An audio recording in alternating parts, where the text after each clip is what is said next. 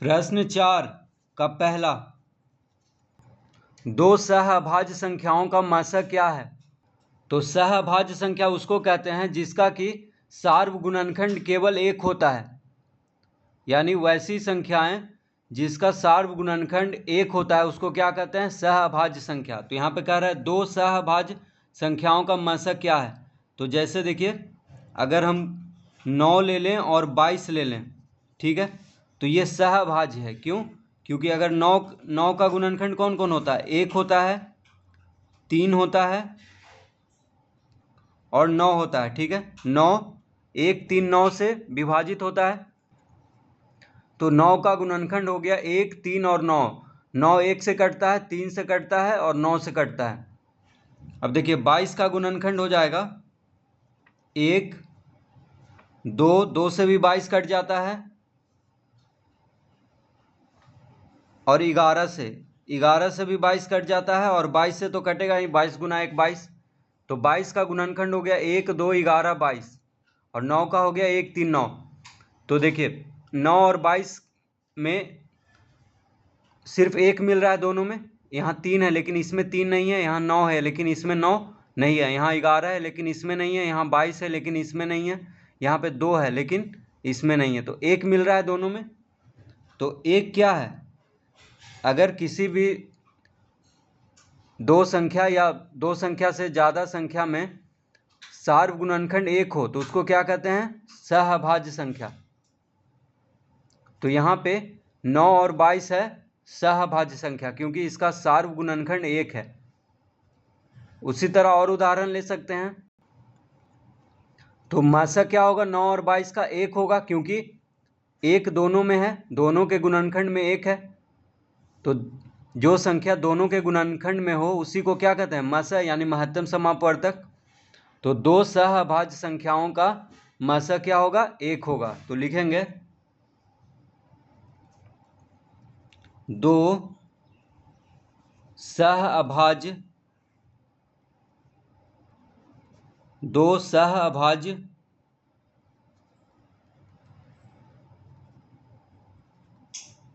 संख्याओं का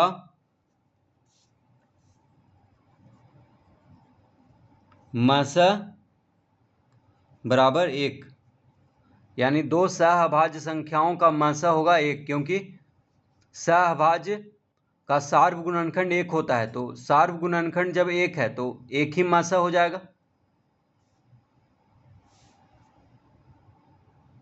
तो इसका उत्तर 1 आएगा। दूसरा, 3 व्यक्ति एक ही स्थान से एक साथ कदम उठाकर चलना प्रारंभ करते हैं। उनके कदमों की माप क्रमशः 65 सेंटीमीटर, 75 सेंटीमीटर और 70 सेंटीमीटर है। वह न्यूनतम दूरी क्या है जो कि प्रत्येक व्यक्ति पूरे कदमों में तय करेंगे। तो यहाँ पे 65, 75 और 70 सेंटीमीटर का लघुत्तम निकालेंगे। ठीक है, क्योंकि लघुत्तम 65, 75 और 70 का जो लघुत्तम होगा वही न्यूनतम दूरी होगा जो कि प्रत्येक व्यक्ति पूरे कदमों में तय करेगा। ठीक है, क्योंकि कह रहा है 3 व्यक्ति एक ही स्थान से कदम उठाकर चलना प्रारंभ करते हैं, उनके कदमों की माप। तो एक व्यक्ति का कदमों की माप है 65 सेंटीमीटर, दूसरे व्यक्ति के कदमों की माप है 75 सेंटीमीटर और तीसरे व्यक्ति के कदमों की माप है 70 सेंटीमीटर। तो वह न्यूनतम दूरी क्या होगा, जो तीनों, जो कि प्रत्येक व्यक्ति पूरे कदमों में तय करेगा, क्या निकालना होगा, लघुत्तम। तो 65, 75 और 70 का तो न्यूनतम जब भी पूछे तो लघुत्तम निकालना है। ठीक है, और अधिकतम पूछेगा तो क्या निकालना है, महत्तम निकालना है। तो न्यूनतम पूछने पे लघुत्तम और महत्तम पूछने पे, यानी अधिकतम पूछने पे महत्तम निकालना है। तो यहाँ पे लघुत्तम निकालेंगे। 5 से देखिए कट रहा है, 13 पचे 65, 15 पचे 75, 14 पचे 70। अब 13, 15 और 14 में से कोई भी दो संख्या नहीं लग रहा है अब। ठीक है, 13, 15 नहीं लगेगा, ना ही 15, 14, ना ही 13, 14 लगेगा। तो इसका लघुत्तम हो जाएगा 5 गुना 13 गुना 15 गुना 14, 5 गुना 13 गुना 15 गुना 14, तो इसको गुना कर देंगे। 14 पचे 70, 70 गुना 15 हो गया 13,650। तो 65, 75 और 70 का लघुत्तम होगा 13,650। तो 65, 75 और 70 सेंटीमीटर में है, तो लघुत्तम भी सेंटीमीटर में आएगा, यानी 13,650 सेंटीमीटर। तो वह न्यूनतम दूरी जो कि प्रत्येक व्यक्ति पूरे कदमों में तय करेगा, इसका उत्तर आ गया 13,650 सेंटीमीटर। अब इसको हम मीटर और सेंटीमीटर में बदल लेते हैं। तो सेंटीमीटर को मीटर में बदलने के लिए क्या करेंगे, 100 से भागा देंगे तो आ जाएगा मीटर में। ठीक है, क्योंकि 1 मीटर में 100 सेंटीमीटर होता है। तो 13,650 सेंटीमीटर को मीटर में बदलना है तो 100 से भागा देंगे तो हो जाएगा, इसका उत्तर आ जाएगा 136.50 मीटर।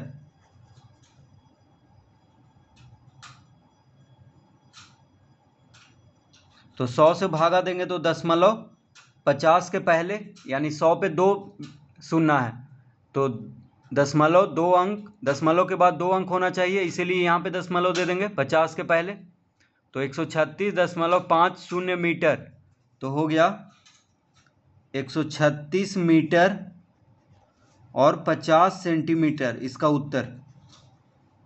देखिए, दशमलव के जो बायां तरफ है वो मीटर में लिख देंगे और जो दशमलव के दायां तरफ है उसको सेंटीमीटर में लिख देंगे। तो 136 मीटर 50 सेंटीमीटर, तो वह न्यूनतम दूरी जो कि प्रत्येक व्यक्ति पूरे कदमों में तय करेगा, वह, इसका उत्तर आ गया 136 मीटर 50 सेंटीमीटर। तो बस क्या निकालना है, लघुत्तम निकालना है, फिर सेंटीमीटर को मीटर में बदल देंगे।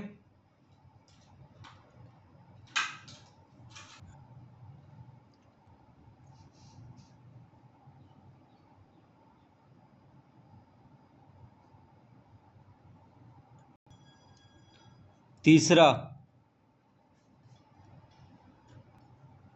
3 बर्तनों में 16 लीटर, 20 लीटर और 12 लीटर दूध है। उस बर्तन की अधिकतम धारिता ज्ञात कीजिए जो तीनों बर्तनों के दूध को पूरा माप देगा।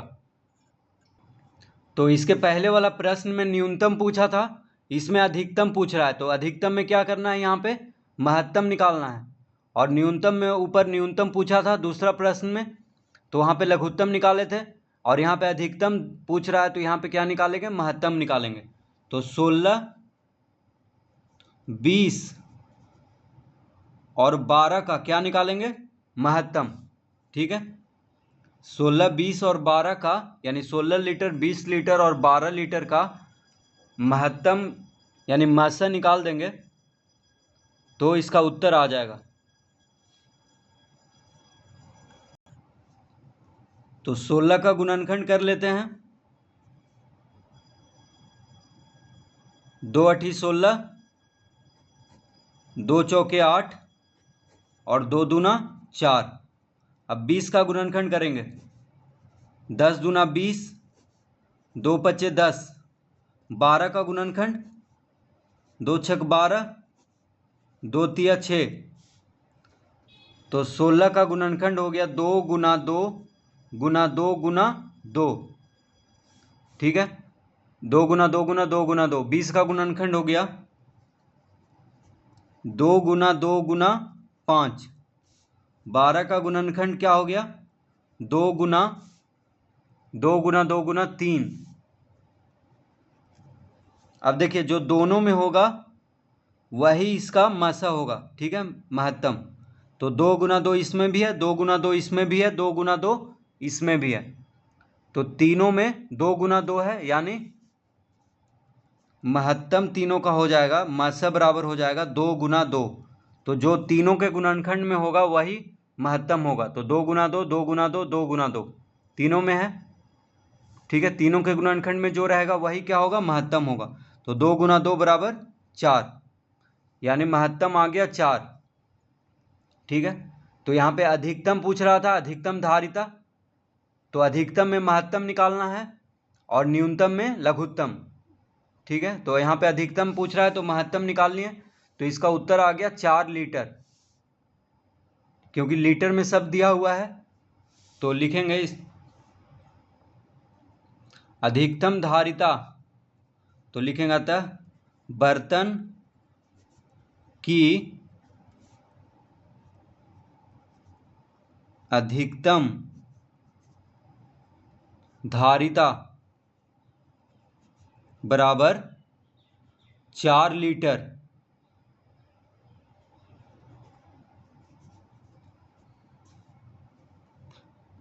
तो उस बर्तन की अधिकतम धारिता ज्ञात कीजिए जो तीनों बर्तनों के दूध को पूरा पूरा माप देगा। अब देखिए 4 लीटर का अगर कोई बर्तन लेके आ जाए तो 4 लीटर से 16 लीटर आराम से माप देगा 4 बार में, 20 लीटर भी माप देगा 4 पचे 20 यानी 5 बार में, और 12 लीटर भी माप देगा 4 तिया 12 यानी 3 बार में।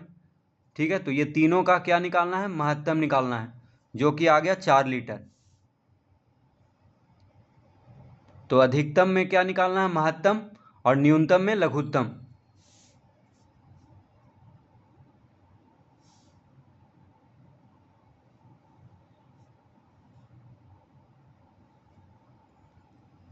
चौथा,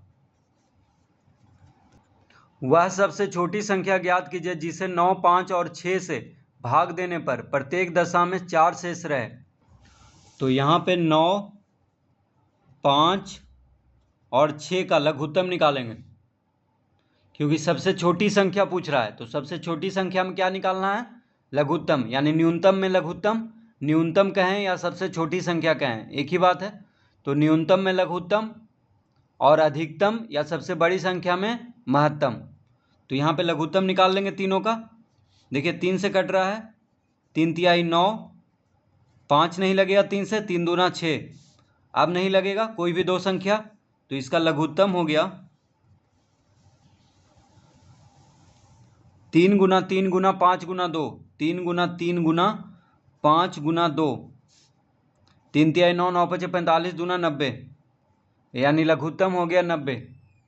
ठीक है, तो कह रहा है वह सबसे छोटी संख्या ज्ञात कीजिए जिसे 9, 5, 6 से भाग देने पर, तो 9, 5, 6 से भाग देने पर प्रत्येक दशा में 4 शेष रहे। तो देखिए 9, 5, 6 से सबसे छोटी संख्या 90 है, जिसको कि यानी सबसे छोटी संख्या क्या है, 90 है, जो 9, 5, 6 तीनों से पूरा पूरी भाग लग जाएगा। अब कह रहा है कि प्रत्येक दशा में 4 शेष रहे, तो इसका उत्तर हो जाएगा, तो लिखेंगे अतः सबसे छोटी संख्या बराबर 90 जोड़ 4, 4 शेष रहने के लिए कह रहा है। तो 90 में अगर 4 जोड़ देंगे तो 94 आ जाएगा। अब देखिए 94 को अगर 9 से भाग देंगे तो 4 शेष रहेगा, 5 से भी भाग देंगे तो भी 4 शेष बचेगा, 6 से भाग देंगे तो 4 शेष बचेगा, क्योंकि 90 तो पूरा पूरी कट जाएगा क्योंकि तीनों का लघुत्तम है। तो इसमें बस 4 जोड़ देंगे, जितना शेष कह रहा है बचने के लिए उतना जोड़ देंगे। तो 9, 5, 6 वह सबसे छोटी संख्या जिसे 9, 5, 6 से भाग देने पर प्रत्येक दशा में 4 शेष रहे, उसका उत्तर आ गया 94। पांचवा, 3, 5 और 12 से विभाज्य 3 अंक की सबसे छोटी संख्या ज्ञात कीजिए। तो कह रहा है 3, 5, 12, तो 3, 5, 12 से विभाज्य 3 अंक की सबसे छोटी संख्या कह रहा है। ठीक है, तो 3, 5, 12 का लघुत्तम निकाल लेंगे पहले। तो क्योंकि 3, 5, 12 से वही संख्या विभाज्य होगा जो इसका लघुत्तम होगा। ठीक है, 3, 5, 12 से कौन संख्या विभाज्य होगा, सबसे छोटी संख्या जो इसका लघुत्तम होगा तीनों का। तो 3 से लग रहा है, देखिए 3 गुना 1 3, 5 नहीं लगेगा, 3 चौक 12, अब नहीं लगेगा 5 और 4, तो इसका लघुत्तम हो गया 3 गुना 5 गुना 4, 3 गुना 5 गुना 4, तो 5 या 15, 15 चौके 60, तो 3, 5, 12 से विभाज्य सबसे छोटी संख्या है 60। देखिए तीनों से पूरा पूरी कट जाएगा, 3 से भी 60 कटेगा, 5 से भी कटेगा और 12 से भी कटेगा। तो ये 60 जो है सबसे छोटी संख्या है जो कि 3, 5, 12 से विभाज्य हो जाएगा। अब कह रहा है कि 3, 5, 12 से विभाज्य 3 अंक की सबसे छोटी संख्या ज्ञात कीजिए। तो अब क्या करेंगे, अतः लिखेंगे 3 अंक की सबसे छोटी संख्या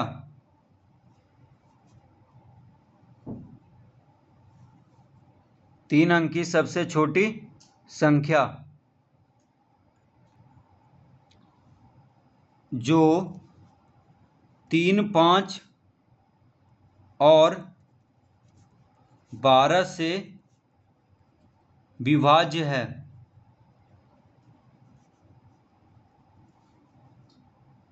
क्या होगा, 60 गुना 2, 60 में 2 गुना कर देंगे तो कितना आ जाएगा, 120। तो 3 अंक की सबसे छोटी संख्या जो 3, 5 और 12 से विभाज्य हो जाएगा 120, क्योंकि लघुत्तम 60 आया है तो 60 का पहाड़ा पढ़ेंगे, तो 60 का जो भी पहाड़ा होगा सब 3, 5, 12 से विभाज्य होगा, क्योंकि लघुत्तम 60 आया है। तो 60 का जो पहाड़ा आएगा यानी 60 गुना 1, 60, 60 यानी 60 का जो गुणज होगा, जैसे 60 गुना 120, 60 या 180, ये सब 3, 5, 12 से विभाज्य होगा।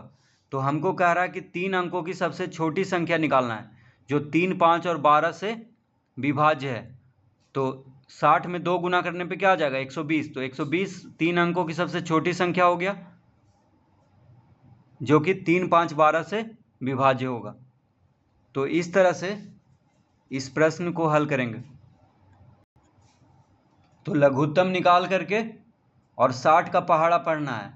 जो सबसे पहला 3 अंकों की संख्या होगा वही सबसे छोटी 3 अंकों की संख्या होगा जो 3, 5, 12 से विभाज्य है।